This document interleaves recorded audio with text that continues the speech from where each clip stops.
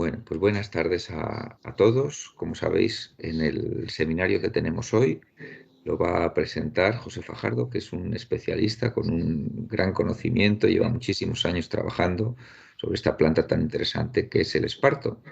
Así que, sin más, José, te dejo toda la palabra y quedamos a la atenta escucha de tus palabras. Muy bien, pues muchísimas gracias, Manuel, y gracias por la invitación. Voy a hacer un recorrido general por lo que es la planta del esparto y la cultura tradicional que va asociada a ella, ¿no? Bueno, para comenzar quería comentar un poco lo que es el trabajo en relación al esparto desde la Sociedad de Etnobiología. Ahí tiene una ficha abierta en Conecte. Como saben las personas que nos escuchan, Conecte es una plataforma de ciencia ciudadana donde se están vaciando mucha información acerca de conocimientos tradicionales sobre las plantas. Entrando a esta página, en el buscador de fichas, pues se pone el nombre científico y nos aparecería la ficha. Y luego hay que comentar también que en el inventario español de los conocimientos tradicionales relativos a la biodiversidad, un proyecto muy importante del Ministerio y el Gobierno de España, que está disponible online, el esparto tiene su ficha también en la publicación de la fase 1, en la página 191, donde están todo lo que son los conocimientos tradicionales que están publicados en España sobre el esparto y sus usos, ¿no? Entonces, estas dos referencias son muy importantes para acercarnos a lo que es el conocimiento tradicional y la cultura del esparto desde el trabajo que se hace en la Sociedad de Etnobiología. Bueno, para comenzar diremos que la planta del esparto se le suele llamar atocha. Esta es la imagen que tiene, es una planta que llega a vivir cerca de 100 años. En algunas zonas del Levante se le llaman también esparteras y es una planta perenne, una planta herbácea perenne. El nombre científico actualmente aceptado es Macrocloa tenacissima, aunque el sinónimo Stipa tenacissima sigue siendo de pleno uso y se utiliza ampliamente, ¿no? Lo que se utiliza en la planta son las hojas, que le llamamos espartos. Las hojas que se quedan muertas debajo se les llaman los viejos, quedan por aquí, por debajo de la planta.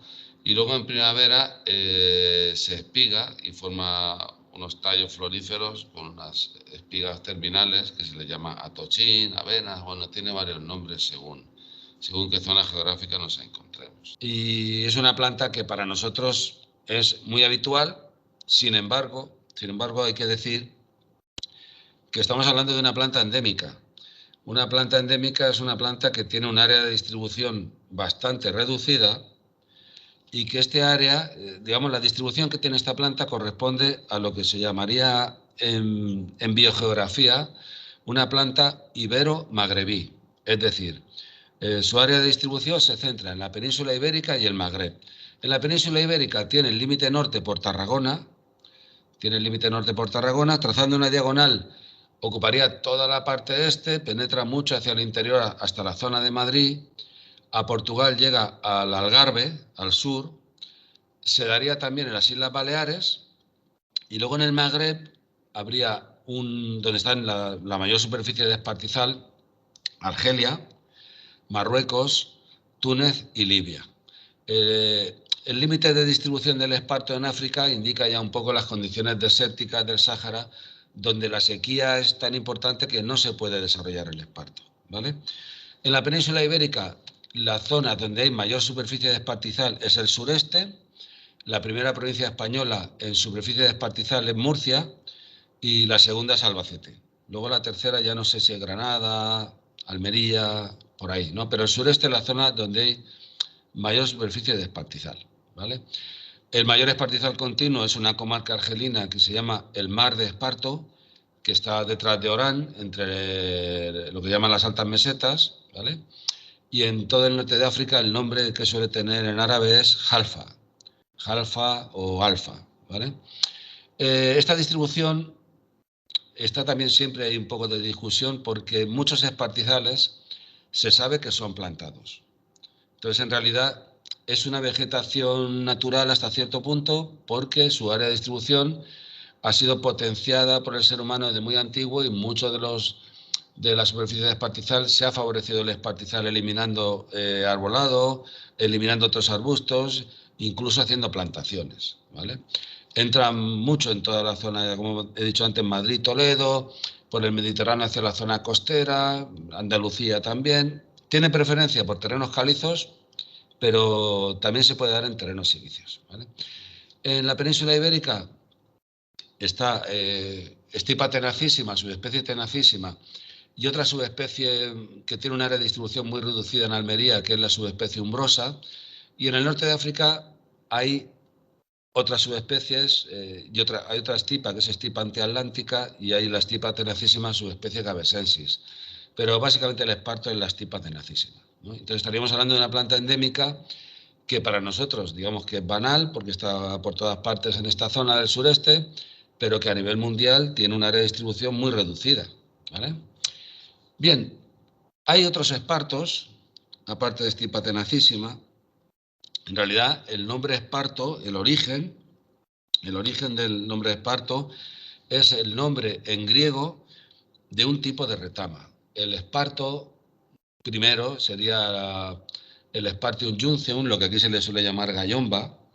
Es la planta que da nombre a Esparta, a la ciudad de Esparta. La ciudad de Esparta no tiene nada que ver con el esparto, sino que es un tipo de retama que recibe ese nombre en griego. Bueno, se dice, está muy extendido la idea de que por qué el nombre de la planta esta ibérica tiene un nombre que es griego. Bueno, en principio se sabe que el esparto, este tipo de retama, era una fibra que se usaba mucho en la cordelería naval antigua y que parece ser que como luego los griegos empezaron a usar el esparto, pues le empezaron a llamar esparto también. Bien, eso, la arqueología de momento, los estudios de Diego Rivera y Concepción Obón, que han trabajado mucho en lo que son los restos de esparto en contexto arqueológico, hasta el momento no se han encontrado restos de cordelería de esparto en pecios griegos, pero sin embargo se han encontrado bastantes en pecios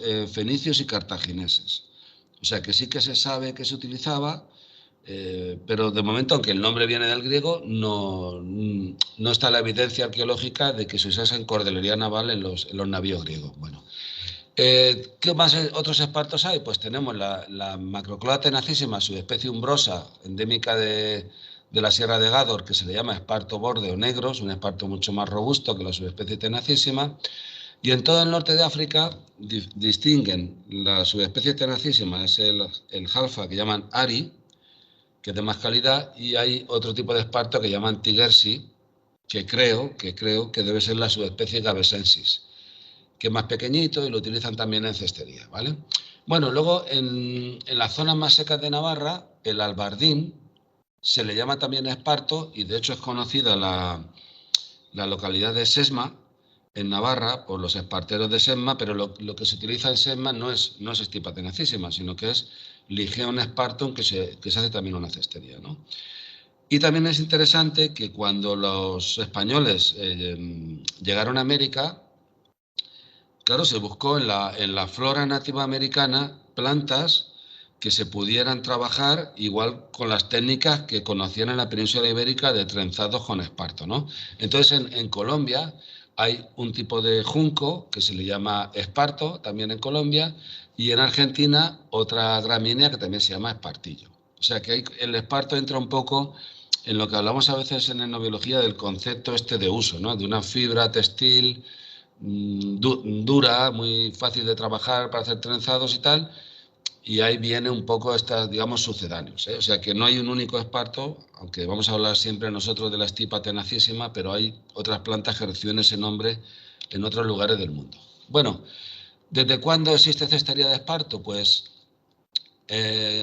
comprobado científicamente y demostrado, pues tenemos cordelería de esparto datada de hace 12.700 años, ¿vale? Bueno, esto, según estos trabajos, es el trabajo más antiguo de fibras vegetales en Europa. Hay una cordelería encontrada en Málaga, en la Cueva de Ardales, también de esparto, que parece ser que es bastante anterior a esta, que sería paleolítica. pero en principio tenemos estas de 12.700 años, que ya es bastante, ¿no? Son fibras de esparto encontradas en unas cuevas en Valencia, ¿vale? Y esto está publicado en una revista de arqueobotánica. Bueno, un hallazgo muy interesante desde el punto de vista de la arqueología del esparto es lo que se encontró en la cueva de los murciélagos. Esto fue a mediados del siglo XIX. Unos mineros entraron en una cueva en Granada, en Albuñol, y encontraron una serie de momias, todas vestidas con túnicas de esparto, cestillos de esparto, calzados de esparto y un montón de cosas, ¿no? Bueno, una de las momias parece ser que llevaba una diadema de oro. Era una momia de una mujer que tenía unas momias dispuestas alrededor de ella, ¿no? Y estos mineros pues revolvieron todo aquello buscando oro, plata, joyas y tal. Todos los restos de las momias y los restos de cestería de esparto los depositaron en una balsa que había en la puerta de la cueva. Los huesos y tal. Y ya cuando llegaron los primeros investigadores, pues recogieron lo que habían dejado los mineros después de remover todo aquello, ¿no? Bueno, por suerte a los mineros no les interesaba la cestería de esparto, pero se han encontrado estos cestillos que están en el Museo Arqueológico Nacional en Madrid. Son cestos de ofrenda que estaban junto a las momias, con cápsulas de adormidera y mechones de pelo. Y estas piezas de cestería, que es una cestería muy fina, están datadas en unos 7.000 años de antigüedad, ¿vale? Incluso algunas de estas piezas y técnicas son técnicas que han llegado hasta la actualidad. Y también en la cestería de la cueva de los murciélagos también se usaban espartos tintados. O sea, es una evidencia muy sólida, ¿no?, de la antigüedad de la cestería del esparto en la península. Estos cestillos hemos trabajado nosotros algo en el curso, hacer algún tipo de reproducción, porque es muy interesante los modelos estos arqueológicos para la cestería moderna. Además son muy bonitos, son muy bonitos. Bueno, otra cosa muy interesante es los trabajos que hicieron en el siglo XIX los hermanos Siret sobre la publicación. Se llamaba Las primeras edades del metal. Hicieron de la cultura del Argar, de los enterramientos, y hicieron unas láminas muy majas, muy bien ilustradas, de lo que se encontraba en cada enterramiento, ¿no? Y apareció cordelería de esparto también del bronce, ¿no? Entonces, a mí hay algunas cosas que me parecen muy interesantes. Por ejemplo, aquí ya sé un trenzado de esparto calado, que es una técnica contemporánea, es decir, que ha llegado hasta la actualidad, y me parece súper interesante este resto, que es un hacho. Un hacho es una antorcha de esparto exactamente igual a las que se han continuado elaborando ahora. Era la antorcha tradicional del sudeste de la península ibérica. Y el hecho de que depositasen un hacho en un enterramiento, de alguna manera también simbolizaba un poco como una luz, porque era lo que tenían como la luz, ¿no? Era para iluminarse, imagino, en el viaje al más allá, ¿no? Son restos de cordelería muy bien conservados por las condiciones, y hay muchos restos de esparto en la Edad del Bronce, en periodo ibérico, en periodo romano, en todo lo que es contexto arqueológico del este y el sureste de la península ibérica.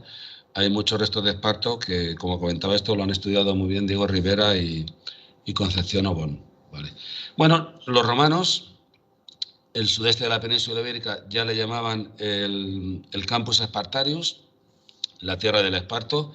Ya sabemos que en la época del Imperio Romano era un producto que tenía un valor económico muy importante. Se exportaba al resto del imperio a través del puerto de Cartagena, que ellos llamaban Cartago Espartaria, ¿no? Y era una producción con muchos usos en cordelería naval y tal, ¿no? Los romanos también, pues, se supone que favorecerían la producción del esparto, ¿no?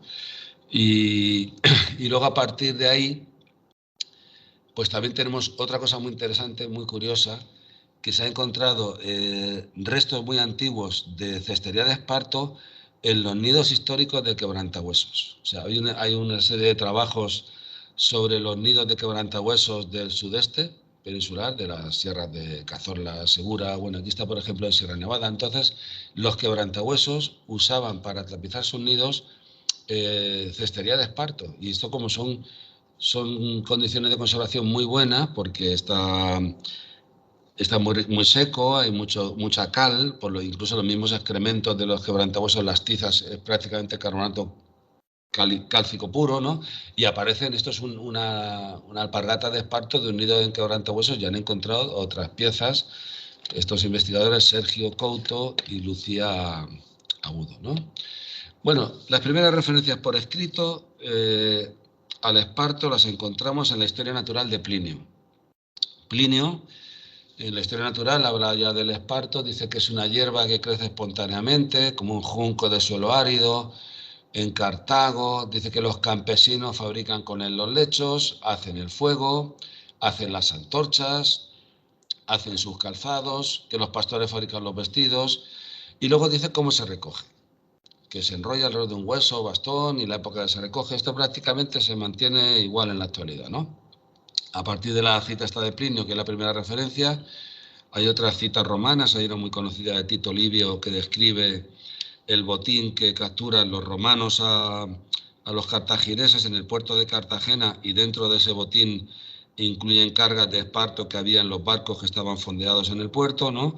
Y a partir de ahí pues ya hay referencias en ordenanzas medievales, hay algo en los andalusíes, no mucho, pero bueno, a partir de Plinio ya aparece el esparto documentado a nivel histórico en muchísimas referencias, ¿no?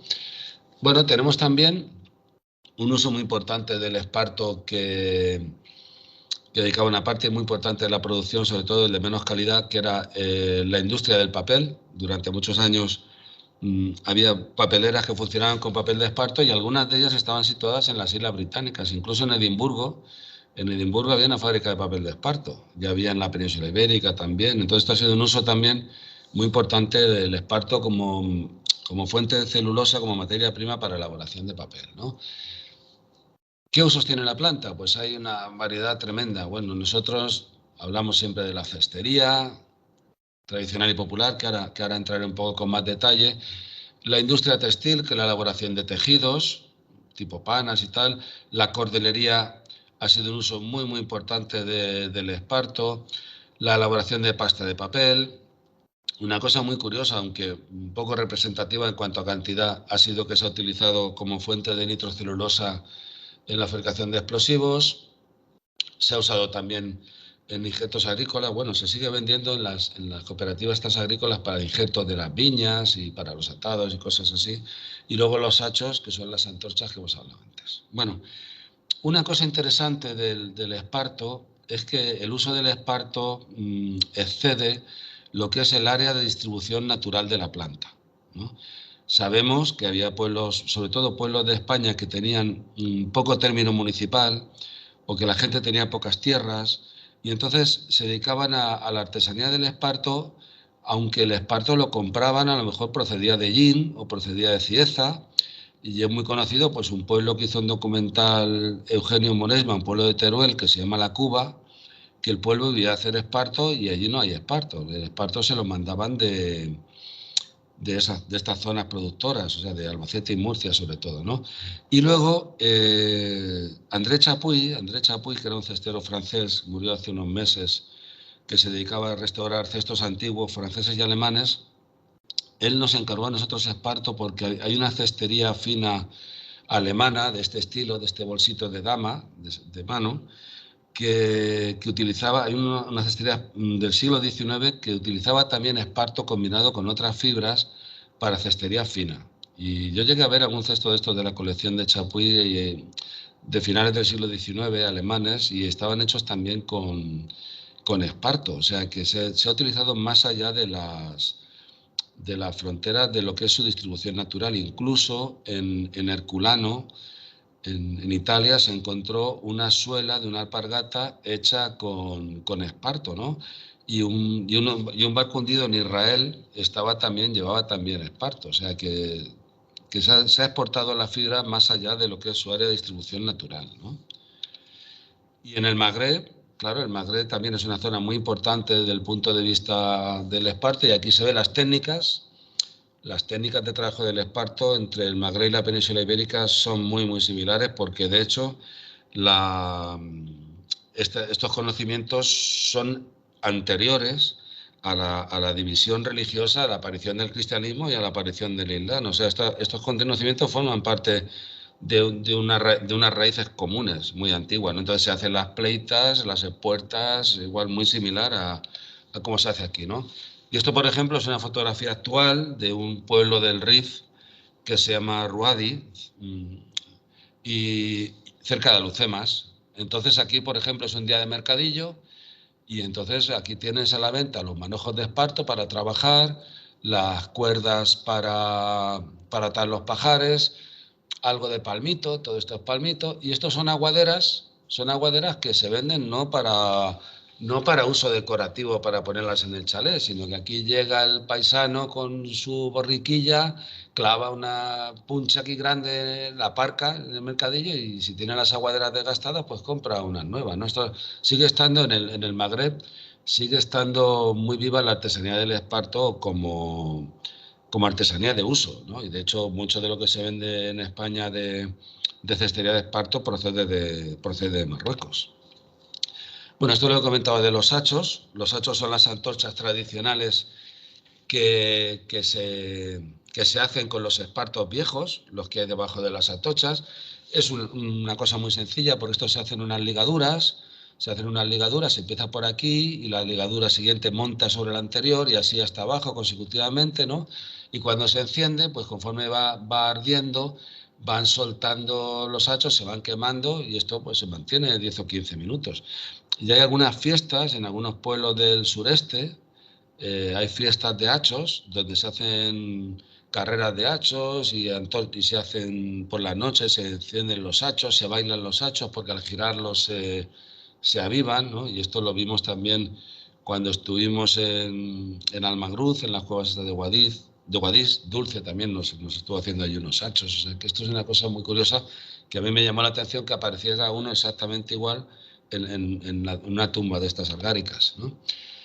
Bueno, ¿cómo se recoge el esparto? Pues básicamente el esparto se arranca, se llega a cortar a veces, por ejemplo, para el tema del esparto papelero, pero el esparto se arranca enrollándolo alrededor de una herramienta, como decía Plinio. Plinio decía que era de hueso, pero las hay de madera, las hay de hierro, las había de hueso, aparecen también en contexto arqueológico. Entonces se enrollan las puntas de los espartos en el talí y se estira hacia afuera, a lo mejor poniendo un pie en la tocha y se va arrancando un manojo. Claro, los que son arrancadores profesionales pueden coger, vamos, 100 veces lo que cojo yo, porque cada vez que arrancan cogen lo que es una barcaura, que es lo que cogen las manos, y con eso van haciendo una manada y les cunde mucho, ¿no? Entonces el esparto se arranca, normalmente se arranca, dicen que es el mejor cuando se arranca en verano, en julio, en agosto, cuando está la planta más curada. Algunos esparteros lo cogen el esparto cuando está la luna menguante, otros no tienen en cuenta la luna, pero hay gente que tiene en cuenta la luna, ¿no? En general se busca que el esparto esté curado. Las peores fechas en la primavera, cuando el esparto está muy tierno y la hoja, la vaina está muy débil, ¿no? Entonces, lo normal suele ser el mismo verano, la fuerza del verano, o ya el invierno cuando está curado, el mes de enero, por ahí, pero la primavera lo peor, ¿eh? Lo habitual es cogerlo de San Juan en adelante todo el verano, ¿no? Bueno, el esparto cuando se arranca se pone a secar, en el campo se extiende, esto se llama una tendía. El esparto, si se pone a secar al sol, se pone amarillo, se solea, y si se pone a secar a la sombra, se queda verde, ¿no? La fuerza del verano se seca unos días por una cara, luego se le da la vuelta y se pone amarillo por la otra, y luego cuando está bien seco se ata, ¿no? Bueno, ese esparto que se ha arrancado y se ha puesto a secar en el campo se llama esparto crudo. Esparto crudo o, o verde también cuando se seca la sombra, ¿no? Ese esparto se hace la pleita, se hace cofín y, y cuando está sin picar se le llama también enrama. Ese esparto crudo también se puede picar y puede haber esparto crudo picado, ¿no? Pero lo normal es, después que está seco, ese esparto se puede cocer. Cocer es que se ponen unas balsas a fermentar durante un mes y todo lo que no es la fibra se pudre y entonces el esparto se queda más fuerte porque se enriquece en fibra, ¿no? Ese agua se corrompe totalmente porque se carga muchísima materia orgánica, tiene un olor desagradable, ¿vale? Y hay una fermentación, ¿no? Ahora, algunos esparteros lo que hacen es, para imitar ese proceso, lo cuecen en una caldera con un paellero, y lo meten media hora o 3/4 de hora hirviendo el esparto, y el efecto es similar. O sea que también hay quien lo hace así para evitar, por ejemplo, esos olores, ¿no? Bueno, ese esparto que ha fermentado se le llama esparto cocido. Suele tener un olor peculiar que se debe a la fermentación, y el esparto cocido se puede usar sin picar, o sea, en rama también. Y se puede hacer igual pleita o cofín, pero con el esparto cocido. Pero lo normal es que después de cocerlo se pone a secar otra vez y se pica. Se pica es separar las fibras. Ahora los fabricantes de esparto lo que hacen es, con unos rodillos lo aplastan, y tradicionalmente lo que hacía es que se picaba con un mazo a golpes para ir separando las fibras que fuesen más dóciles, ¿vale? Bueno, ese esparto picado, hay ciertas técnicas de cestería también que se utilizan con esparto picado. Y otro paso siguiente sería, una vez que se ha secado, se rastrilla. Entonces, se rastrilla, se obtiene el esparto textil, que se utiliza en cordelería. Y los restos del esparto textil, las fibras peores, es el estropajo de esparto, ¿no? Los fabricantes de esparto, pues los que se mantienen en la actualidad, varios. Hay uno, por ejemplo, en Castilla-La Mancha solo hay uno, que está en Ellín, que es esparto Sansón. En Cieza hay dos, uno son espartos Santos. Hay otro en Calasparra, que es Albarracín. Hay alguno más en Granada, ¿vale? Esta gente, pues ahora mismo se mantienen un poco por el tema de las cayolas, ¿no? Porque las cayolas necesitan unas fibras, unos rollos de fibras de esparto con sisal, que es un poco lo que mantiene la industria del esparto, ¿no? Bueno, los arrancadores normalmente cobraban a destajo según las arrobas de esparto que arrancaban. Se ponía una romana en el campo. Aquí en Albacete hay un árbol singular que se llama el pino de la romana, porque era donde se ponían la romana los esparteros para pesar. Está en las casas de Juan Núñez, ¿no? Y ahí cobraban pues por arrobas. Esto los compañeros de Cieza lo conocen muy bien, ¿no? Bueno, el esparto en las tendías es el verde o crudo. Esto es en Jumilla, que son balsas de cocer esparto. O sea, estos son balsas, ahí están llenando una, van colocando todas las haces de esparto, y entonces cuando está llena se llena de agua, se inunda. El agua está, ya digo, que se corrompe totalmente. Salen incluso larvas de insectos y huele bastante mal, ¿no? Y ahí también el esparto se puede cocer también en agua de mar. Entonces, por ejemplo, la cala de los cocederos de Águilas, pues aunque el nombre podríamos pensar que son cocederos de estos de gambas, pues en realidad los cocederos son cocederos de esparto. Que esto de aquí es un cocedero preparado para echar esparto para cocerlo en agua de mar, ¿no? Luego, una vez que está cocido, se pone a secar, se extiende y luego se pica. Hay dos formas de picar. A pequeña escala, los esparteros lo que hacían es, en una piedra redonda que se llama una picaera se coloca el esparto que se va a picar, y con esto, que son mazas de picar esparto, se hacen de maderas duras. Aquí en la zona nuestra normalmente es madera de carrasca, pues se le va dando golpes hasta que las fibras se van separando y se queda mucho más suave, más fácil de trabajar y tal, ¿no? Este es el esparto picado. Y estos son mazos de picar esparto, que esta foto es del Museo del Esparto de Cieza. Y aquí lo que se ve estas son mujeres picadoras que llevaban cada una un par de mazos que iban subiendo y bajando alternativamente, y tenían que ir metiendo las mañas de esparto para que los mazos las fueran chafando. Es un oficio muy penoso, que a veces, en cuanto se despistaban, pues le chafaba algún dedo, e incluso el polvillo que va soltando el esparto daba lugar a una enfermedad profesional que se llama la espartosis, que es porque se introduce en el aparato respiratorio, dificulta la respiración y tal, ¿vale? El esparto que se compra ahora como picado ya lleva otro sistema, sino que las fábricas de esparto tienen unos rodillos que lo aplastan y sacan un efecto similar, ¿vale? Este sería el esparto picado. Este es el rastrillado, que es el esparto textil. Mucho más fino, es el esparto con el que se puede hacer panal, que se usa en cordelería, queda la fibra mejor, más fina y mucho más separada, ¿no? Esto es una demostración que nos hicieron los compañeros del Museo del Esparto de Cieza hace unos años. La verdad, hemos ido varias veces, y esto es una cosa que ellos hacen que parezca fácil, porque llevan aquí cada uno un manojo de esparto rastrillado. Y aquí, hacia donde estamos nosotros, donde está tomada la fotografía, hay una rueda con un menaor que le va dando vueltas, y luego todas estas cuerdas que van haciendo cada uno se juntan con una gavia, ¿no? Y es una cosa, la verdad, merece la pena verlo como lo tiene el Museo del Esparto, porque ellos han mantenido un poco este oficio que fue tan importante en Cieza, ¿no?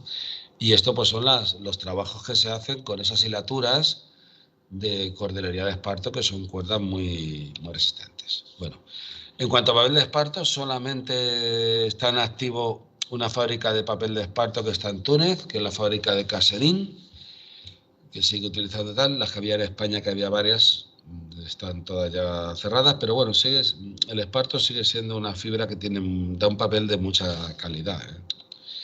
Bueno, llegamos a la cestería del esparto. El tema de la cestería del esparto, pues tenemos técnicas que, por ejemplo, algunas de las piezas que están en la cueva de los murciélagos son técnicas que se han mantenido hasta la actualidad, ¿no? Este señor de la foto es el hombre que empezó con los cursos de esparto en la Universidad Popular, Juan Antonio Alfaro. Estuvo varios años de profesor voluntario y el hombre pues nos enseñaba la cestería tradicional, lo que hacían aquí ellos en su tiempo libre. Bueno, es impresionante la variedad de piezas que hay de cestería de esparto, ¿vale? Aquí no vamos a entrar mucho, pero por ejemplo, es muy interesante el léxico. O sea, los nombres que tienen las piezas, y a veces incluso la misma pieza tiene diferentes nombres según comarcas. O sea, lo que es una caracolera en un sitio, en otro sitio es una cachulera y en otro sitio es un cernacho. O una capacha es una barja, o es una excusa, o es una barjola, o tal. O sea, hay una gran variedad de términos dedicados a las piezas del esparto. La diversidad de piezas es tremenda. Hay muchas piezas que son de uso doméstico, que son para la casa. Hay muchas piezas que son de uso agrícola. Por ejemplo, aquí en la zona de La Mancha, una pieza muy interesante es el cesto rosero. Es la pieza tradicional para coger la rosa del azafrán, ¿no? Hay muchas piezas de uso ganadero, hay piezas de uso en apicultura, por ejemplo, esto de aquí son jabarderos, son para coger enjambres. Hay piezas que son decorativas, hay piezas de juguetes, o sea, hay una variedad tremenda está abierto a la imaginación un poco del espartero, ¿no? Porque el que maneja un poquito puede hacer cualquier cosa, lo que quiera. Bueno, otro tema también interesante de la cestería del esparto es que por lo menos en gran parte de la zona espartera no ha sido una cestería profesional. Sí que ha habido cestería profesional de esparto, ha habido pueblos que han vivido de los cofines, de las almazaras. El tema de la cordelería básicamente también ha sido profesional, pero gran parte de los esparteros y las esparteras es una cestería popular en el sentido de que no eran cesteros de oficio, sino que es gente que tenía otras ocupaciones y que en su tiempo libre o cuando no podían trabajar en el campo, pues se dedicaban a hacer esparto. Esto era muy típico, por ejemplo, de los pastores o de los agricultores, los labradores. Este hombre, por ejemplo, Antonio Baíez, que estuvo haciendo esparto hasta los 100 años, este hombre era mulero.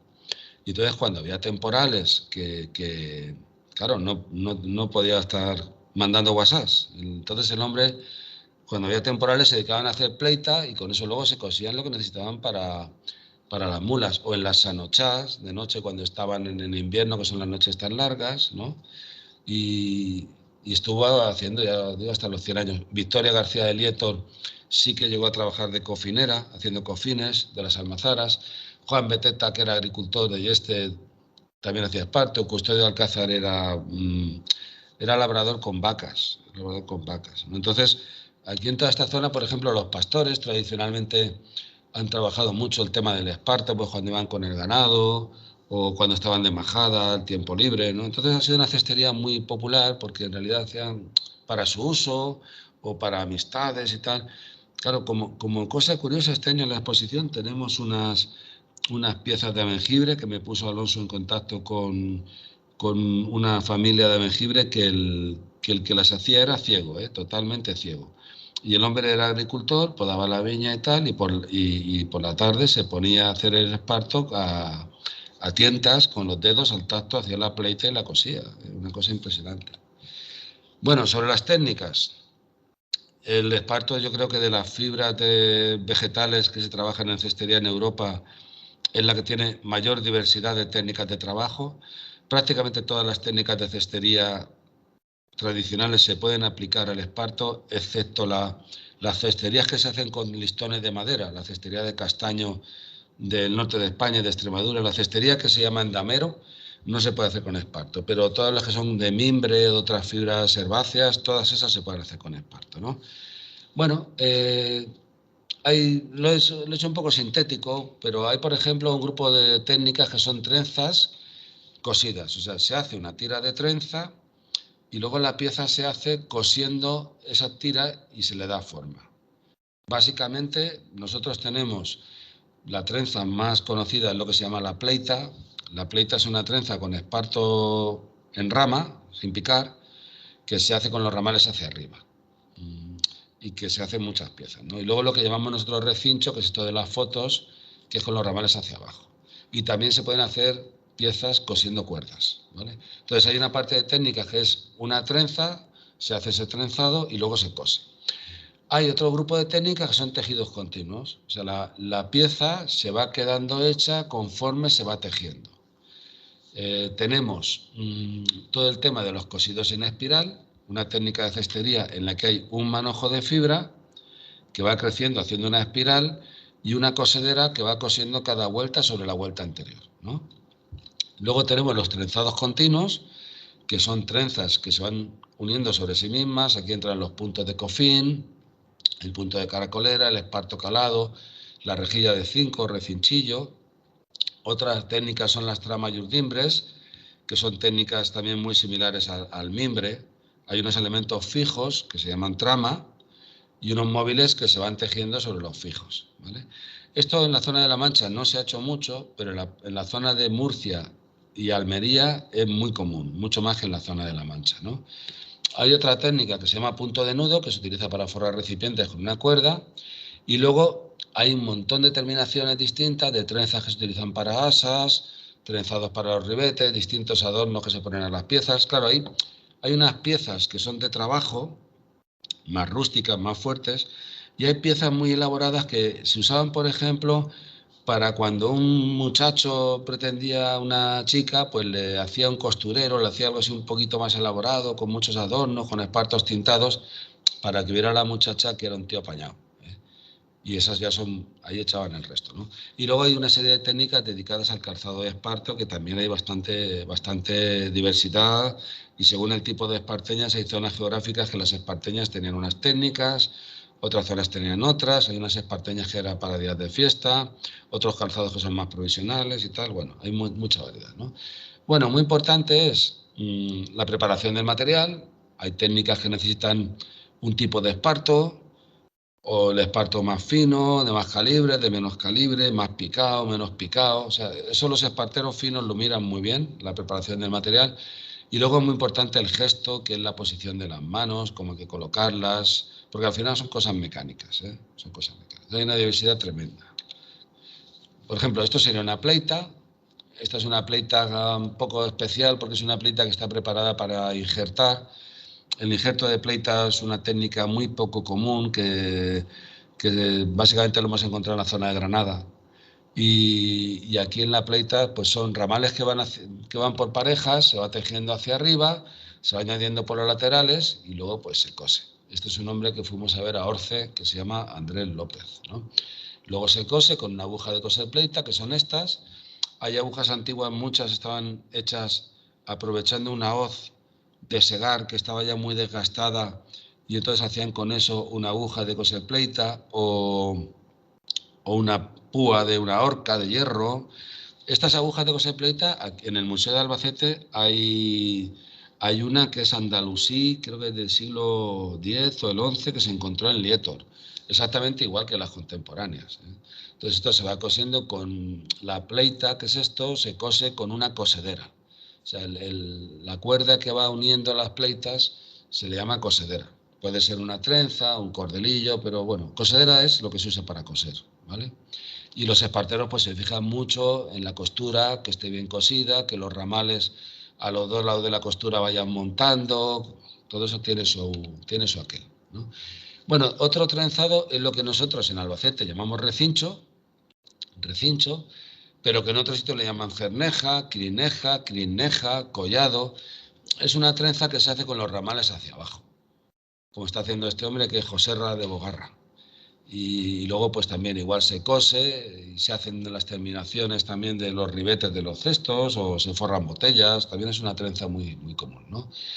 Luego tenemos todo lo que son los puntos de cofín. Este es el cofín, que es el filtro que se usaba para las almazaras, para extraer los líquidos. Entonces estos son trenzas continuas que se va haciendo una espiral y se va cogiendo unos ramales que se dejan y luego se cogen. Esto es una variante. Una variante de esos trenzados continuos son las caracoleras, que también hay una cantidad tremenda de variedades de caracoleras, unas que abren que se empiezan por la boca, otras empiezan por el culo, unas más tupidas, otras menos tupidas. Es una pieza muy, muy del sureste y muy, muy curiosa también, ¿no? Esto es el punto de nudo, que es para forrar botellas o calabazas. Esto se hace con una cuerda que puede ser por torsión, un cordelillo, puede ser una trenza de 3. Y esto es el cosido. Los puntos cosidos, aquí por ejemplo está cosiendo, esto es esparto cosido con una cuerda plástica y entonces cada vuelta se va cosiendo sobre la vuelta anterior. En una cestería muy sencilla, hay ciertas variantes en el esparto. Esta es una pieza muy curiosa porque es un cosido que se hace esparto cosido con esparto y es una cantimplora, una calabaza que se conserva, una como esta, se conserva en el Museo de Cartagena y es romana. Entonces encontramos un hombre en Yeste, Juan Beteta, que era el último que la sabía hacer. Y fuimos a verlo a Yeste, nos explicó un poco la técnica y luego hicimos varias en el curso. Al hombre le hicimos luego un homenaje también, que se lo merecía, desde luego. Y lo que nos explicó era que para usarlas para el agua después le tenían que echar pez para impermeabilizarlas, ¿no? Es una cestería para líquidos. Bueno, estos son colmenas de esparto, son también tradicionales en todo el sudeste de la península ibérica, se hacen con espartos viejos, entonces lleva aquí 2 filas de trenques, los trenques son los palos que se le atraviesan para que las colmenas hagan el panal. Una fila es para el colmenero y otra fila es para las abejas, ¿vale? Se ponían en un carasol. Estas técnicas son los puntos de trama y urdimbre, son puntos muy típicos de mimbre, que también se pueden hacer con esparto. Hay sitios que le llaman filete, hay sitios que le llaman peine, hay sitios que le llaman esparto en rama. Entonces aquí simplemente hay unos elementos fijos, unas guías y una urdimbre que va trenzándose sobre las guías, ¿no? Y luego el ribete. Esto ya digo que en la zona de Almería y Murcia es muy común y sin embargo en la zona de La Mancha es mucho menos frecuente. La zona de La Mancha es más la pleita y otro tipo de trenzados, ¿no? Esto es cómo se trabaja. Aquí tienen las guías y esto es un cordón de 3 que va trenzando 3 espartos sobre las guías y luego va cambiando, añadiendo y tal, ¿no? O sea que esto es un punto también muy común de muchas fibras vegetales que también se hace con esparto. Luego entramos en los adornos. Estos son puntas, punta con espiga, punta sin espiga. Esto es un cuadradillo. Estos son adornos que se le ponían a los cestos, incluso a las escobas, algunas cosas así curiosas, ¿no? Las puntas con espigas es haciendo un cordelillo a derechas y otro cordelillo a izquierdas para que haga dibujo distinto. Esto nos enseñó, estas puntas las aprendimos aquí en Albacete, pero luego en Almaciles, en Granada, Jesús Mateos nos enseñó a hacer unas asas muy bonitas que se hacían con el mismo sistema, también muy interesantes. Esto ya entramos en el tema de juguetes. Estos son unos lagartos que hacían de cordelillos cosidos, que teníamos este lagarto aquí en el curso, que lo trajo un participante, que lo había hecho su padre, y gracias a una chica francesa que estaba haciendo una tesis sobre el esparto, Camille Bourdin, pues ella lo estuvo estudiando y nos explicó cómo hacerlo y luego después lo hemos reproducido porque, bueno, digamos que nosotros, más que nada, lo que por lo menos nos interesa es el tema de la cestería tradicional, ¿no? Bueno, ¿qué más cosas hay? Pues luego el tema de las esparteñas, hay una diversidad tremenda. Estas que son de cara larga, pues son más manchegas, hay unas valencianas que tienen la cara mucho más corta, hay unas pascualas que son para días de fiesta, hay adovías, hay escalcijos, pues un tema también muy curioso.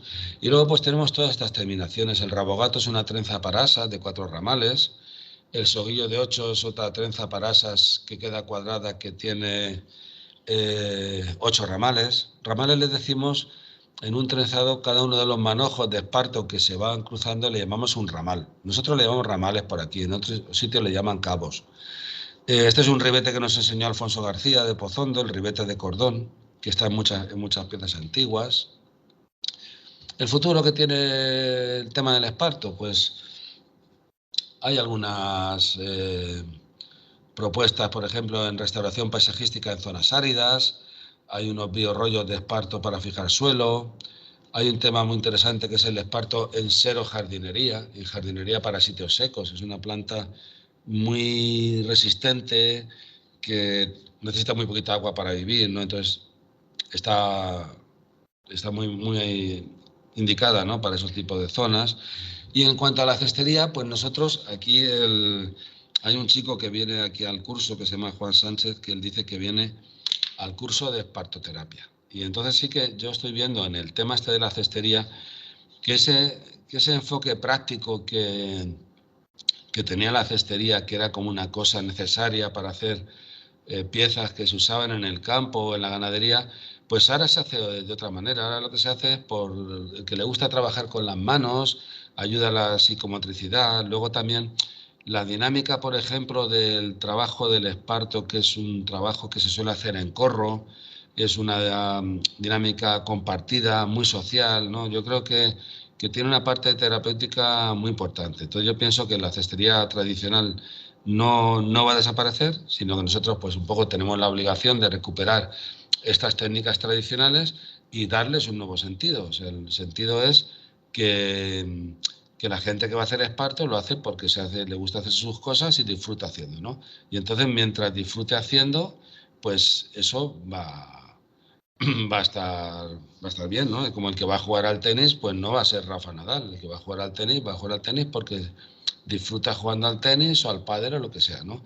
Y el que va a hacer esparto es porque disfruta haciendo esparto. Entonces yo sí se lo digo a la gente cuando viene que si no disfruta haciendo no merece la pena, ¿no? Entonces yo creo que la evolución de la cestería tradicional va a esa cestería lúdica, terapéutica, social, como una afición, ¿no?, de tiempo libre. Vale. Bueno, y aquí en la Universidad Popular de Albacete, ¿qué se hace con esparto? Bueno, no es la única universidad popular que se trabaja el esparto. Hay que decir que se están haciendo cursos de esparto en la Universidad Popular de Logroño, se están haciendo en la Universidad Popular de Cartagena, se están haciendo en Madridejos, en Toledo, se están haciendo en Chinchilla, se están haciendo en Madrigueras. O sea, hay varias universidades populares que están trabajando este tema que yo creo que entronca totalmente con lo que son la filosofía de las universidades populares. Bueno, aquí la impulsora de los cursos de esparto es mi compañera María Eugenia Navarro, que es la coordinadora del aula de naturaleza, que en el año 92 invitó a Juan Antonio Alfaro, que está aquí con ella, en La Felipa, cogiendo esparto en el Cerro de la Ventosa, a que diera unas demostraciones. Este hombre era una bellísima persona, enseguida se puso como profesor voluntario, empezó con los cursos de esparto en el año 92, luego el hombre lo dejó porque ya estaba muy mayor, estuvo dando clases hasta los 90 y tantos años, y luego pues lo retomó otro profesor y luego después pues ya lo recogí yo el tema, pero la impulsora del esparto aquí es María Eugenia, la que empezó con el tema y la que está siempre dispuesta y apoyando pues todos estos contenidos, ¿no? Como comentaba, nosotros lo que nos interesa es cestería popular y tradicional. Hay una cestería creativa, de diseño y todas esas cosas que están muy bien, pero que no en nuestra línea tampoco. Y entonces trabajamos en investigación de técnicas tradicionales. O sea, esta investigación básicamente lo que hacemos es visitar esparteros para aprender de ellos las técnicas de trenzado del esparto, los nombres de las piezas, en la medida en la que podemos, ¿no?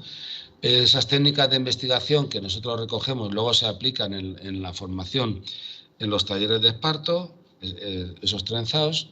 Luego hacemos unas actividades divulgativas y luego trabajamos un poco en las nuevas perspectivas que puede tener, ¿no? Entonces, un poco esa es nuestra línea de trabajo, ¿no? El núcleo de participantes más comprometidos es lo que llamamos el Comando Pleita. Lali de Jumilla nos dice que es un nombre un poco bélico y lleva razón, porque la verdad es que tenemos que pensar un nombre un poco más pacifista, porque esto del esparto es algo que es muy pacífico, pero bueno, ya se quedó así. Entonces aquí hay unos participantes que están más implicados, que son con los que a veces asistimos a algunas ferias o a veces talleres de formación. Entonces, por ejemplo, aquí tenemos el núcleo así un poco, hay otras personas también, está Juan Antonio Juárez, está Alfonso García también. Aquí está Luis Mondéjar, que tiene una colección etnográfica de piezas de esparto que él ha ido recopilando, también muy interesante. José Carcelén, Daniel García, Alfonso Azorín, José Reillo y Maite García, ¿vale? Y esto es, vamos cuando podemos a la Feria de Cestería de Sal. Tenemos ahí un stand que es, la verdad, muy recomendable al que le interese la cestería visitar esa feria, porque ahí hay muchísimas cosas y un ambiente buenísimo y la verdad es que vamos muy, muy a gusto, ¿no? Entonces, hay una parte de participantes más comprometidos que colaboran mucho en lo que son el desarrollo del taller, ¿no? Bueno, desde hace 8 años organizamos estas jornadas divulgativas que van a ser este año, esta semana. Este viernes se inauguran y el sábado tenemos un encuentro de esparteros y luego estará puesta 2 semanas, ¿no? Esto, por ejemplo, estas piezas son las piezas de este espartero ciego de Abengibre, Juan Campos, que las vamos a poner ahí con un cartel del hombre. Entonces, las jornadas estas, esparto, naturaleza y cultura, tenemos una exposición de cestería tradicional y popular, con trabajos de la gente del curso y piezas que traen esparteros de otras zonas para exponerlas. Tenemos una venta de artesanía benéfica para el Cotolengo, que es una institución aquí de Albacete que trabaja con personas pobres, ¿no? Entonces, la gente del curso del esparto y también otros colaboradores hacen piezas para ponerlas a la venta durante la exposición. Este año hemos traído unas piezas de Gregorio Cabra, que es el profesor de esparto de la Universidad Popular de Madridejos, unos pastores de esparto, una cosa súper graciosa, simpática, con sus ovejas, su perro y todas las cosas. Entonces, una colección de cestería tradicional que fue una donación que hizo una familia de Albacete aquí en la Universidad Popular, la familia Serra Navarro. Tenemos también la aportación que nos hacen desde el Museo de la Biodiversidad de IBI, que nos dejan paneles y piezas también, ¿vale? Se inaugura este viernes por la tarde con una conferencia de Cayetano Herrero, del Museo Municipal de Jumilla, sobre los trabajos de paja de centeno y esparto, y una pieza muy original de Jumilla, muy interesante, que es el tortero. Es una pieza de cestería que se hacía para comer los gazpachos manchegos, que ya digo que los gazpachos manchegos no tienen nada que ver con lo que en otros sitios de España llaman gazpachos, que aquí es el gazpacho andaluz, y es una cosa muy refrescante de verano, y el gazpacho manchego es una comida consistente, ¿no? Hacemos un póster divulgativo que este año lo hemos dedicado a la cestería de los pastores, que es este de aquí. Este póster pues se distribuye durante las jornadas, lleva un pequeño texto y lleva una serie de piezas típicas de la cestería de los pastores, ¿no? Bueno, el sábado hacemos el encuentro espartero, el encuentro de esparteros, que ahí se hace un homenaje a una persona que ha destacado por su contribución a la cultura del esparto. Luego se va a presentar un proyecto muy interesante de ciencia ciudadana que se llama La Espartopedia, y 2 libros relacionados con el esparto: el libro de artista Habitar el Esparto de María José Recalde y el libro Esparto, diseño rural, de Simón Simons. Aquí tenemos una foto que hizo hace unos años Dietmar Roth, una persona muy comprometida con el tema del esparto de Almería, que desgraciadamente falleció el mes de julio, una gran pérdida para la comunidad espartera. Y luego aquí tenemos, por ejemplo, también participantes muy implicados como Juan Antonio Juárez y José Reillo. El año que le hicimos el homenaje a Juan Beteta, con Pascal Janín, una persona también muy importante para la cultura del esparto, porque ha sido quien ha impulsado la declaración de la cultura del esparto como manifestación representativa del patrimonio cultural inmaterial, y una candidatura conjunta hispano-marroquí. Ha trabajado mucho por este tema. Y Carlos Fontales, que es investigador en cestería y también una persona que ha contribuido mucho, también ha colaborado con nosotros en las jornadas del esparto, en seminarios, en piezas, en exposiciones, ¿no? Que también digamos que este encuentro de esparteros también es un momento de convivencia para reunirnos alrededor del esparto. Viene gente que le interesa y bueno, se pasa bien, la verdad. Berta Bugallo, que es la profesora de la Escuela de Folclore de Guadalajara, va a impartir un seminario avanzado. Con nosotros estos seminarios pues buscamos gente que aporte cosas que nosotros no damos normalmente en el curso, y entonces va a hacer unas bandejas de nudo celta y unos salamanteres de mimbre, dentro del programa de las jornadas, y luego va a haber talleres en vivo que van a estar esparteros y gente del curso para quien quiera sentarse, probar alguna cosa sencilla, ver un poquito cómo se trabaja, ¿no? Incluimos las colaboraciones aquí en las jornadas, que son pues, los participantes del taller de esparto, los esparteros que vienen a colaborar. Ponemos piezas de la colección etnográfica de Luis Mondéjar, piezas del Museo de Ibi, también piezas que nos dejan de Jumilla del Corro Espartero. Hemos tenido una tienda de pastores y los elementos de la majada del Museo Etnográfico del Ballestero, el grupo de danza de magisterio que nos vienen a amenizar el encuentro con su rondalla. Leandro Pérez Galdón nos ha dejado todo lo que es la vestimenta tradicional de los pastores del campo de Montiel, la familia Campos, las piezas de Juan Campos, el espartero ciego, la familia Serra Navarro, una donación de cestería tradicional, Esparto Sansón, que dona esparto también para los talleres, y Gregorio Cabra, que nos ha dejado piezas. Esto es un trabajo colectivo gracias a que hay mucha gente que colabora y participa, ¿no? Bueno, entonces yo simplemente, ya para resumir y no ponerme cansino, pues decir que la cultura del esparto es un patrimonio colectivo, es un patrimonio compartido, es parte de la sello de identidad de los pueblos ibero-magrebíes, o sea, no es algo solo de España, en Portugal también se da, ¿no? Pero, por ejemplo, en Marruecos, en Argelia, en Túnez, existe también esta cultura del esparto, y yo creo que es un ejemplo muy bueno de la relación entre la biodiversidad y la diversidad cultural, porque digamos que el esparto es esta planta endémica ibero-magrebí de las estepas, de zonas secas, de los espartizales y tal, y vinculado a esa planta hay todo un conjunto de conocimientos tradicionales enormes, muy ricos, con mucha diversidad, y que es lo que le da el valor para que se haya conseguido. Eso que comentaba, que había trabajado Pascal Janín para declararlo una manifestación del patrimonio cultural inmaterial, ¿no? O sea que es un cuerpo de conocimientos enorme, tremendo, ¿no? Bueno, para ampliar, pues hay muchísimas cosas. En bibliografía, esto no es todo lo que hay, pero hay, por ejemplo, muchas publicaciones sobre el esparto en restos arqueológicos. Del Museo de Cieza hay una publicación que se llama Tiempos de Esparto, Memoria Gráfica, un homenaje también a la comunidad espartera de la zona.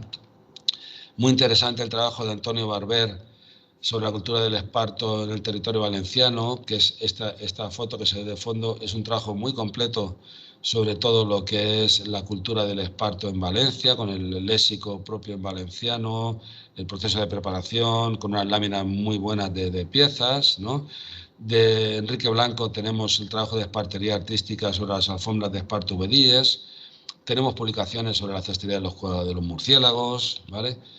Luego, fundamental para quien le interese la cestería tradicional, el trabajo de Virnia Cuoni, con un capítulo dedicado a la cestería del esparto, aunque es una publicación que es del año 81, pero en realidad eso le da más valor porque trabajó más con esparteros, digamos, de la generación tradicional, incluso con Atilano Cano de ISO, ¿no?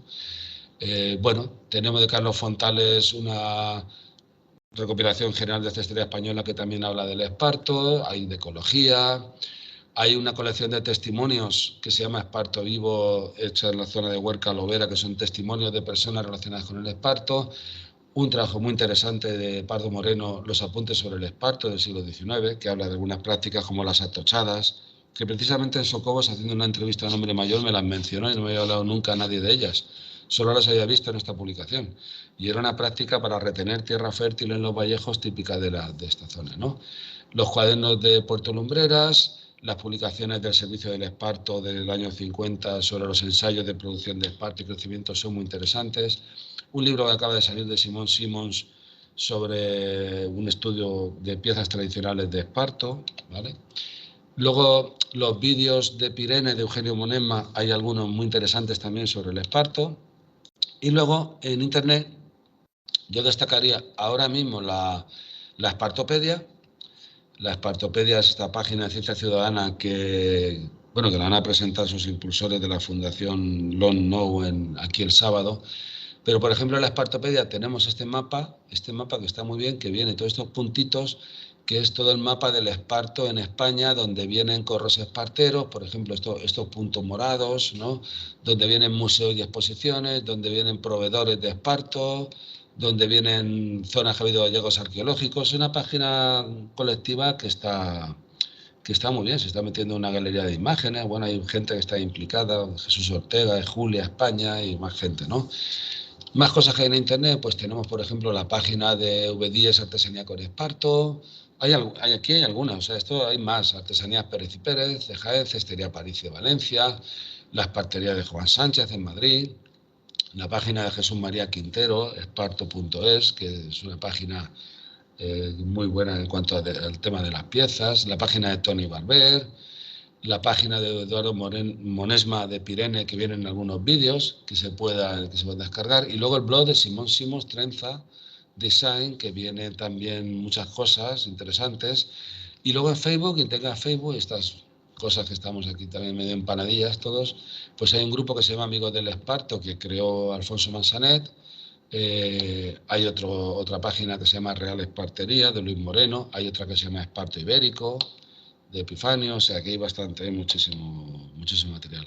Bueno, yo ya para terminar, decir que intento hacer un recorrido general, dando unos bocetos de un tema que es muy rico, que hay una cantidad de conocimientos tradicionales y que nada, espero que no haber aburrido mucho a los asistentes y estoy a vuestra disposición para cualquier pregunta o aclaración que sea necesaria. Muchas gracias. Bueno, pues muchísimas gracias. Se me oye con mucho, no sé por qué se oye con tanto eco. Bueno, quizá puedes apagar tú el tuyo un momento. ¿El Vale. mío? Sí. Sí, ¿El micrófono? sí, para que no se oiga el eco. Vale. Entonces, si os parece, vamos a abrir ahora un turno de preguntas. Ya he visto que los que sabéis cómo funciona esto, tenéis la posibilidad de levantar la mano y os iremos dando entonces la palabra, pero también tenéis la opción del chat. Para levantar la mano veréis que ahí donde os aparece la manita y la carita típica de estos iconos, pues ahí la podéis levantar y bueno, pues si os parece ya directamente pasamos a Lucía, que tienes la mano levantada, ¿no? Me parece que es tu nombre. Entonces, Hola, ¿me escucháis bien? Sí, vale. Bueno, nada, lo primero, José, muchísimas gracias por esta charla porque ha sido realmente para mí súper clarificadora, muy interesante y además me ha dado bastantes recursos que no conocía y eso que ya llevaba leyendo sobre Esparto tiempo, pero había recursos e información que no tenía. Yo llego aquí a través de Pascal Janín, soy antropóloga y estoy en temas de etnobotánica. Entonces, quiero investigar el tema del esparto, pero específicamente la dimensión como más social, ¿no?, que has comentado.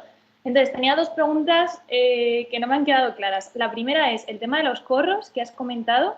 ¿Es algo, dirías que es algo nuevo o viene de una tradición en la que haya habido corros entre vecinos, no sé, familiares, donde no sé si puedes también hablar un poco sobre ellos y qué se hacía, ¿no? Además de coser el parto, se contaban historias, se cantaba, si puedes hablar un poco sobre eso. Y luego, la otra pregunta es que has hablado sobre que muchas veces la producción de piezas era para su propio uso o para regalar, para familiares.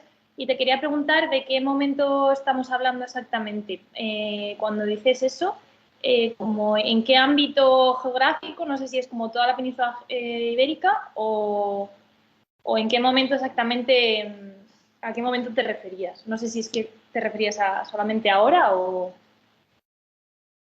Y nada, que muchas gracias. Y que nos veremos el fin de semana que viene, que voy para allá.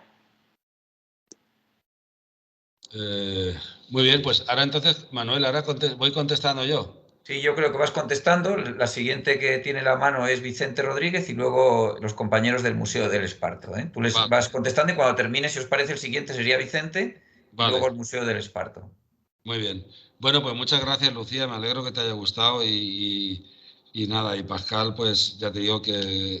Bueno, hay otra chica que ha trabajado mucho el tema del esparto desde el punto de vista antropológico y social, que es Camille Bardin, o no sé cómo se pronuncia, se escribe Bourdin, no sé si es Bardin o algo así, que está haciendo una tesis para la Universidad de Toulouse, ¿vale? Bueno, sobre los corros son tradicionales. Esto lo habla con Pascal, lo hemos hablado muchas veces, que el círculo es una formación que recuerda un poco la comunidad reunida alrededor del fuego, ¿no? El círculo es una reunión en la que todo el mundo está al mismo nivel. O sea, en el círculo se comparte, todo el mundo aprende, todo el mundo enseña. Yo creo que es la metodología adecuada para el esparto y es tradicional. O sea, esto se hacía, no lo hemos inventado nosotros, ¿no? Los vecinos se reunían a hacer esparto, a hacer pleita por las noches en la puerta de las casas, al fresco en verano, y ese momento no es el momento solo de hacer pleita, es el momento de contar historias, de contar chascarrillos, de hablar de otras cosas, de hablar, por ejemplo, de uno que tiene un problema en una viña y que no sabe muy bien cómo tratarlo. Eso es que lo veo, o sea, yo lo veo cuando estamos aquí, uno habla de una historia que le contaron, otro tal, o sea, no lo hemos inventado nosotros, el corro, no lo hemos inventado. Lo que pasa es que sí, estamos a lo mejor en una etapa individualista, que estamos todos un poco metidos, pero el corro, no solo del esparto, sino el círculo para compartir es algo que existe de toda la vida. Entonces, sí, el corro espartero es desde el punto de vista a lo mejor antropológico, sí, es una reunión en comunidad y ahí se aprende cosas, ahí el que tienes al lado te atajas, oye, esto cómo se hacía, esto no sé qué, te acercas, yo creo que es tradicional, ¿eh? Eso existe desde siempre. Y es la metodología que estamos siguiendo y por eso ahora le estamos llamando corros esparteros y porque es la metodología eh, más es muy equilibrada, ¿no? Todo el mundo está al mismo nivel, todos enseñamos, todos aprendemos. Yo soy el profesor de aquí, pero viene gente que me enseña a mí cosas y otros enseñan y cuando uno oye, echan una mano, eso es tradicional, o sea, no lo hemos inventado nosotros y sí que tenemos que usarlo, ¿no? Sobre lo de hacer las piezas para regalar, yo creo que era bastante habitual. Una parte también de la... Yo, por ejemplo, no era un espartero, pero yo conocí un cestero en la Sierra de Cuenca, Abundio, en Campillos para Vientos, que queríamos hacer un reportaje de cómo hacía las cestas. Entonces le pedimos que si nos podía hacer una cesta. Y el hombre nos hizo la cesta y al terminar yo le pregunté que qué le debía. Y el hombre, que era el cestero del pueblo, me dijo que él no había vendido nunca una cesta. O sea, nunca había vendido una cesta. Él hacía las cestas, si a alguien le hacía falta una cesta, decía, oye, dame una cesta. Él se la hacía. A lo mejor luego el otro vecino iba con un conejo o iba con una docena de huevos. O sea, había un poco una reciprocidad, ¿no? Esto lo he visto varias veces. El espartero este de Abengibre, el ciego, también hacía piezas para los vecinos y tal. ¿Por qué? Porque esto lo hacían un poco como un hobby. No era su oficio. O sea, no vivían de hacer esto, lo hacían para disfrutar. Y entonces, como lo hacían para disfrutar, pues lo pedían y luego había una reciprocidad. Claro, lo normal es que si no abusar, ¿no? En esas historias, pues si una persona hace cestos y te hace falta un cesto, pues oye, hazme una caracolera. Y luego, pues tú a lo mejor tienes gallinas y le llevas una docena de huevos, o tienes tomates o le llevas un bizcocho. Pero eso lo he visto bastante, o sea, no creo que sea una cosa actual casi. Creo que quizás seamos ahora más insolidarios que eran las generaciones anteriores, pienso yo, ¿sabes? ¿Apago el micrófono otra vez, Manuel? Bueno, quizá no merece la pena, Vicente. Sí, Vicente Rodríguez para el... Gracias. Buenas tardes. Lo primero, felicitar a José Fajardo. Conocía sus trabajos, sus libros, pero era la primera vez que tenía ocasión de escuchar una charla suya. Y para mí ha sido muy entrañable porque yo soy nieto de un espartero cordobés. Mi abuelo trabajaba el esparto, era de una familia de esparteros, de tradición de esparteros. Y bueno, en Córdoba, cerca de donde él vivía en una calle paralela, está la calle de Espartería, aunque él tenía su espartería en la calle San Pablo. Y en esa calle, cuando yo era niño, había otras 4 esparterías. Ya se fueron cerrando, ya no queda ninguna, ¿no? Y mi abuelo, los últimos trabajos que hacía de espartería, aparte de las persianas de pleita, que eran típicas para las casas Palacio de Córdoba, cortijos y demás, pues eran las redes de los borregos. Y en esto quería yo hacer una mención, pues yo soy veterinario Y el mundo de la dehesa y el mundo de la transhumancia no hubiera sido lo que es si no hubiera sido gracias al esparto, las redes de esparto, ¿no? Y de hecho, una práctica que hay de mejora de pastos en la dehesa, que se llama majadeo o redileo, recibe su nombre precisamente de la red de esparto. Y mi abuelo pues me contaba que, bueno, que las redes, según fueran para ovejas o cabras, se hacían de 10 mallas de altura o de 15 mallas de altura. Una malla venía a ser una cuarta aproximadamente, y que para las ovejas se hacían con cuerda de filete, que eran de 2 cabos, y para las cabras se hacían de piola, que eran de 3 cabos, ¿no? Y bueno, pues decir eso, que el mundo pastoril no sería, dentro de lo que es la tradición y los pastos que tenemos majadales en la dehesa, sin esa cultura del esparto. Lo cual, el esparto ha tenido mucha más influencia que todo lo que ha, digamos, no solo el este o el sudeste, sino todo lo que es el suroeste. Nuestros pastos no serían lo que son si no hubiera sido por este mundo. Y agradecerte de nuevo tu presentación. Muy bien, pues, pues muchas gracias, Vicente. Me alegro que te haya gustado. Y yo, desgraciadamente, la verdad es que la zona esa, el tema del esparto en lo que es el Valle del Guadalquivir, no lo conozco porque nosotros nos movemos por La Mancha, el sureste, Alicante, Murcia, Almería y tal. Pero es muy interesante lo que comentas de los rediles de esparto. Y una cosa que no hemos hablado, que me he acordado conforme estabas hablando también, es que también esa tipología se usaba también para las redes de las almadrabas, de los atunes. También se hacían esas redes de esparto también parecidas, ¿no? Porque había una cestería también de pescadores. Claro que nosotros en La Mancha, la cestería, bueno, no tampoco, porque sí que en las lagunas interiores de La Mancha, en las tablas de Demier, sí hemos recogido algo de cestería de pescadores, pero no era cestería de esparto. Pero sí, el ganadero y los pastores han sido muy buenos artesanos del esparto. Y el pastoreo de majadas, que hemos trabajado nosotros también en el tema ese, han dedicado mucho al esparto, sí. Así que muchas gracias también por tu aportación. Pues tiene la siguiente levantada los compañeros del museo. Hola, bueno, en primer lugar, enhorabuena por la magnífica exposición que has hecho y, bueno, una exposición, lógicamente, hecha desde el conocimiento, pero también desde esa pasión y ese amor que tienes por todo lo que es la cultura del esparto. Hay algo que yo quería comentarte, porque al fin y al cabo vuestra labor, la labor del museo, pues es conservar, es difundir pues todo este patrimonio cultural, todo este patrimonio de la cultura del esparto tan importante. Y bueno, por cierto, quiero también hacer un pequeño paréntesis.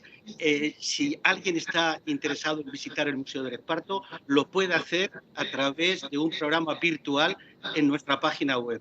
Es un programa en 3 dimensiones y va a poder visitar el museo casi como si estuviera presenciándolo. Pero bueno, la pregunta que quiero hacerte... Discúlpame un segundo, ¿podríais poner el link a vuestra página web para que así todos los que están pudieran visitarlo? Sí, la página es muy sencillo porque es www.museodelespartodecieta.es. Vale, ahora lo pongo yo. Museodelespartodecieta.es. Sí, y ya digo que se puede hacer una visita virtual en 3D, que es algo que hemos incorporado muy recientemente, hace muy poquito tiempo. Pero bueno, la pregunta, Fajardo, es la siguiente. Es decir, en Cieza, como sabemos, hubo más de la mitad de la población, un pueblo de casi 30.000 habitantes, que vivía directamente de la cultura del esparto, porque eso también es muy importante. Una de las causas de la desaparición de esta economía del esparto fue la llegada del plástico. El plástico ahora mismo está, bueno, completamente, es uno de los venenos de la naturaleza, está denostado completamente. ¿Crees que hay alguna posibilidad, no lógicamente de volver a esa situación, pero de que el esparto vuelva a tener, o vuelva a tomarse, o se tome la revancha sobre el plástico y vuelva a tener, digamos, una presencia más importante o importante lo que es la economía. Esa es la pregunta. Y luego ya hay Pedro que te quiere hacer una pregunta. Sí. Pedro.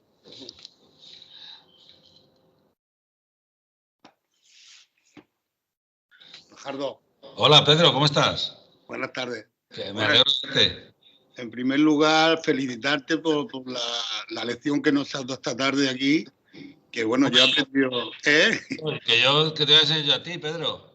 No, pero la verdad es que he aprendido mucho, ¿sabes? Bueno, todo esto luego me servirá a mí para cuando viene la gente a visitar el museo, porque de verdad, muchas cosas... Bueno, la verdad es que el Esparto, como tú dices, en cada sitio tiene... una cosa se llama de diferentes formas, ¿no? Tenemos, por ejemplo, el caso de las caracoleras, que como bien has dicho tú, aquí le decimos cernachos. Entonces, es una cosa que es muy ilustrativa, ¿no? Y aprendemos, como tú has dicho también, que aprendemos unos de otros y eso es una verdad como un templo. Bueno, pero por lo demás quería felicitarte porque la verdad es que me ha encantado y bueno, y felicidad también a todos los que se han incorporado a esta conferencia, que a mí me ha parecido muy ilustrativa, desde luego. Bueno, pues nada, un saludo y ya nos veremos. Venga, muchas gracias, Pedro, un abrazo. Muchas gracias. Muchas gracias. Bueno, pues el tema de, claro, las posibilidades que tiene el esparto como materia prima. Está claro que el esparto, las cualidades como materia prima las tiene. O sea, es una materia renovable, es resistente, tiene, por ejemplo, la fabricación del papel tiene mucha celulosa. ¿Por qué no se utiliza? Pues una cuestión de precio, está claro, está claro. La cestería profesional, el problema que tiene es que el esparto, básicamente, el coste que lleva es la mano de obra. El coste que lleva la mano de obra. Entonces, ¿qué vemos en el mundo de la cestería profesional? En el mundo de la cestería profesional vemos que por ejemplo, los cesteros lo tienen muy complicado para poder cobrar un precio justo por su trabajo. Lo tienen muy complicado. Entonces, claro, la cestería del esparto, la cestería comercial, pues muchas sabéis que procede de Marruecos, que viene de Marruecos porque se compra más barata y tal. Entonces, las cualidades, la materia prima las tiene, o sea, podemos hacer, es una alternativa al plástico. Lo que pasa es que el problema que tiene son los precios, claro.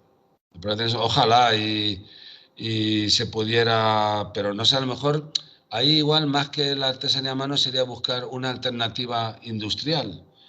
O sea, para que el esparto realmente fuese alternativa a los envases, digamos, plásticos, habría que desarrollar algún tipo de sistema industrial, mecanizado, que abaratase el proceso, que utilizase como materia prima el esparto. Eso no quizás la cestería artesanal hecha a mano, porque tiene el problema de la mano de obra añadida, pero si se desarrollase procesos industriales utilizando como materia prima el esparto para generar envases reciclables y renovables, sí sería posible. Yo creo que eso técnicamente, tecnológicamente es posible. Muy bien. Así que los de Cieza, que tiene mucho esparto. Habla con Antonio Salmerón.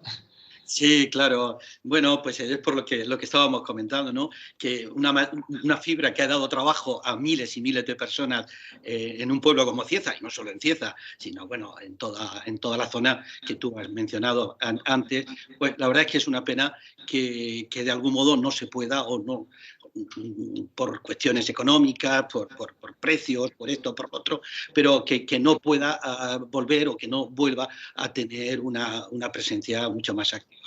Bueno, el esparto, Antonio, volverá porque el esparto ha caído y ha subido a lo largo de su historia, de miles de años. Claro. Ha habido pinchazos de la burbuja del esparto y luego se ha recuperado. O sea que la materia prima la tenemos. Eso es. Volverá, no sabemos cuándo, pero volverá. Muy bien, muchas gracias. A vosotros, Antonio, un abrazo. Nos vemos. Vale. Tenía la mano levantada María Teresa.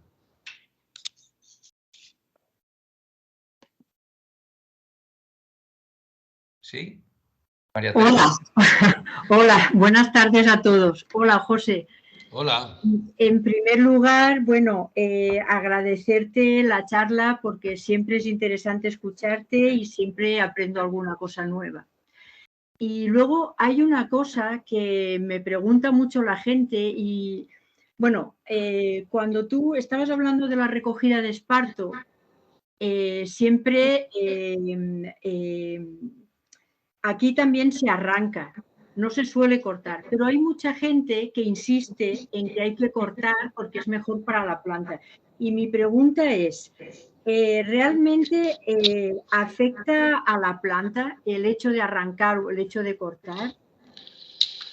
Bueno, mira, nosotros aquí lo que se hacía tradicionalmente para renovar el esparto era quemar las atochas, quemarlas. O sea, Sí. que de hecho cuando el esparto se quema, después de un incendio forestal, el esparto rebrota con mucho vigor. Entonces, claro, ahora mismo con el tema que hay de la política forestal no se puede llegar y quemar un espartizal, pero el sistema tradicional era quemarlas y entonces el esparto rebrota todo de la mismo calibre, va tal y cual, ¿no? Entonces, claro, si el esparto, fíjate, si el esparto se quema y no le perjudica, pues no le va a perjudicar que se corte. O sea, tradicionalmente o sea, es decir, el daño es una planta muy, muy resistente. O sea, ten en cuenta que es una planta que si la quemas, rebrota con mucho vigor y con mucha fuerza, porque se corte no se va a perjudicar. Sí que es cierto que los espartos, por ejemplo, las atochas, cuando había una explotación muy intensiva del esparto, no le daba tiempo a regenerarse. Entonces tú ves un manojo, yo tengo manojos de esparto que tienen 50 años y tienen la mitad de longitud que tiene el esparto de ahora, porque no le daba, los atochares estaban sometidos a una presión de recolección muy intensa.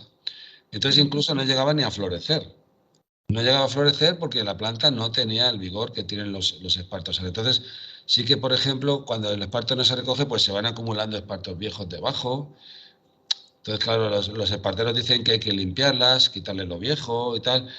Pero yo creo que se arranca porque se saca la hoja del esparto entera. O sea, más que Vale. por el tema de la conservación de la planta, porque ya te digo que lo que hacían por lo menos el sistema tradicional aquí en esta zona, lo que hacían era quemarlas. Entonces, claro, cuando las quemaban no creo que fuera, o sea, es una planta muy, muy resistente, no creo que le afecte. Aquí he oído a veces que cuando cogían para papel sí que lo segaban, pero lo normal aquí es arrancarlo, por lo menos hasta donde yo sé. De acuerdo, gracias. Gracias a ti, gracias a ti. Bueno, llevamos ya 1 hora y media, pero yo me voy a permitir hacerte otra pregunta en relación a algo de las cosas que te han comentado antes. Claro, yo creo que también uno de los problemas es la producción. A mí una cosa que me ha parecido muy interesante es esta fábrica de papel que comentabas. Entonces, la realidad es que hoy en día, cuando algo se le da el valor económico, porque se le considera que tiene mucha calidad, tú has comentado el tema de la mano de obra. El tema de la mano de obra que hace un cesto, el problema es que la gente no paga lo que realmente vale, porque no está dispuesta, diríamos, ¿no? O hay gente que sí, pero hay otra gente que no. Si le dice, hombre, pues esto me gusta mucho, es muy bonito, pero lo veo en un museo, por así decirlo. Entonces mi pregunta es, ¿y el papel puede llegar a tener, por ser de tanta calidad, un precio? ¿Cómo consigue sobrevivir esa fábrica en Túnez, si no recuerdo mal, has comentado que seguía, ¿no?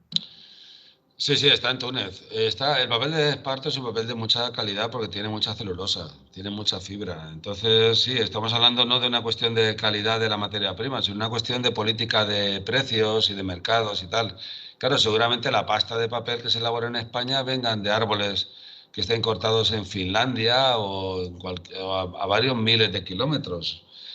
Entonces, sí, el tema de la elaboración de papel, claro, ¿por qué cerraron las fábricas que había en funcionamiento? ¿No? Porque las había en funcionamiento en España y cerraron. Creo que es una cuestión más de precios y mercados. Yo me comentaban, no sé si será verdad, hace poco que había naranjas en España sudafricanas más baratas que naranjas de Valencia.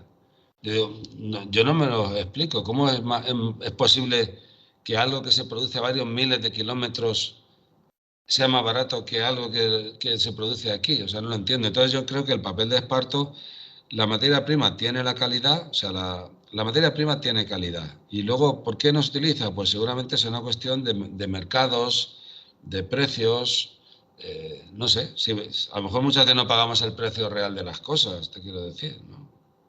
Bueno, también hay la parte del marketing, es decir, por qué tal producto empezamos a darle un valor que antes no le dábamos, ¿no? Sí, sí, sí, Bueno, pues yo no exactamente. sé si alguno más, en el chat no hay ninguna pregunta, no sé si hay alguien más que quiera levantar la mano y quiera hacerte alguna pregunta y si no, pues podemos ir cerrando.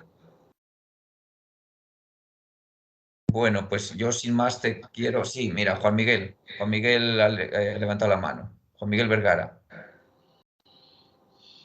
Hola, buenas tardes, José. Nada, en principio felicitarte porque me ha parecido muy interesante, te has explicado muy bien. Como ha dicho mi amigo Alonso, eres un gran comunicador. Muchas gracias. Y bueno, yo también tengo piezas de jengibre de este señor que le hizo una garrafa de 4 arrobas a mi padre. Sí, sí. Y la verdad es que es una cosa impresionante. Con respecto a lo último que estabais diciendo de si el papel de esparto podría tener unas posibilidades en el mundo de hoy en día, yo una cosa que reflexiono es que somos unos consumidores voraces de muchas materias primas y claro, para producir la cantidad de papel que se usa en nuestra civilización actual necesitaríamos muchos metros cúbicos de ese vegetal, del esparto, y no se puede obtener esa cantidad como se obtiene de los metros cúbicos de árboles. Entonces, ese es uno de los limitantes, pienso. Sí, es Y posible. nada, Porque es una reflexión y claro, solamente era por darte gracias. sí, sí, gracias a ti. Y sí, claro, el volumen de celulosa que tiene un tronco y la mecanización que hay ahora mismo de la maquinaria forestal para cortas y preparar la pasta, pues claro, eso con el esparto no es posible. Pues muchas gracias. Bueno, pues yo sin más te quiero agradecer mucho la charla, que me ha encantado, ¿eh? He disfrutado también muchísimo. Quiero agradecer en nombre de la sociedad a todos los que habéis asistido a la charla, ¿eh? Se oyen por aquí, se ven unos aplausos por la presentación. Y bueno, pues no te puedo más que agradecer, darte la enhorabuena y he disfrutado mucho también escuchando la charla y como profesor que soy, pues me quedo con unas cuantas ideas que les enseño la planta del esparto a mis alumnos de botánica todos los años. Les gusta mucho que les hable del esparto, pero creo que les va a gustar más este año después de haberte escuchado, ¿eh? Entonces, muchísimas gracias a todos por vuestro interés, por la asistencia y también os quería comentar que si hay alguien que quiere algún tipo que pueda necesitar algún certificado, pues que me lo comente. Tenéis el enlace de la sociedad o mi contacto, lo podéis buscar también por internet o ponerlo aquí en el chat y os prepararemos un certificado de asistencia para cualquiera que lo necesite, ¿vale? Bueno, muchas gracias, Manuel. Pues nada, muchísimas gracias a todos y muy especialmente a ti, también a todos los que lo habéis organizado, ¿eh? A toda la junta directiva, os quiero dar las gracias